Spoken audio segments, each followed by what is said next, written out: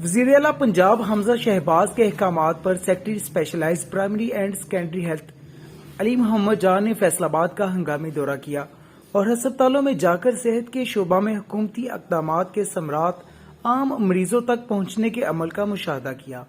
وہ government general ہسپتال سمن آباد، گورنمنٹ جنرل ہسپتال 224 ریبے، گورنمنٹ جنرل ہسپتال غلام حمد آباد الائڈ ہاسپٹل اور ڈرگ ٹیسٹنگ لیبارٹری میں گئے۔ ڈپٹی کمشنر لیفٹیننٹ ریٹائل سہیل اشرف بھی ان کے ہمراہ تھے۔ سی ای او ہیلتھ ڈاکٹر بلال احمد، اسسٹنٹ کمشنر محمد عمر مقبول، صاحبزادہ محمد یوسف اور دیگر افسران کے علاوہ میڈیکل سپرنٹینڈنٹس بھی موجود تھے۔ سیکٹری ہیلتھ نے ہسپتالوں میں medical emergency, surgical emergency, medical unit, radiology, O P D اور دیگر شعبوں کا دورہ کیا اور انتظامی و طبی امور کا تفصیلی جائزہ لیا۔ انہوں نے وارڈ میں زیر علاج مریضوں کی خیریت دریافت کی اور طبی سہولیات کی فراہمی کے بارے میں بھی دریافت کیا۔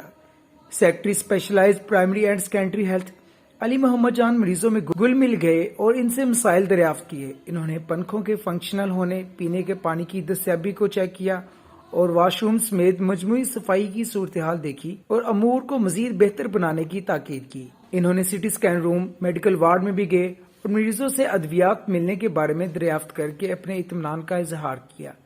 میڈیکل سپرنٹینڈنٹس نے ہسپتالوں کے جملہ انتظامات پر بریفنگ دی۔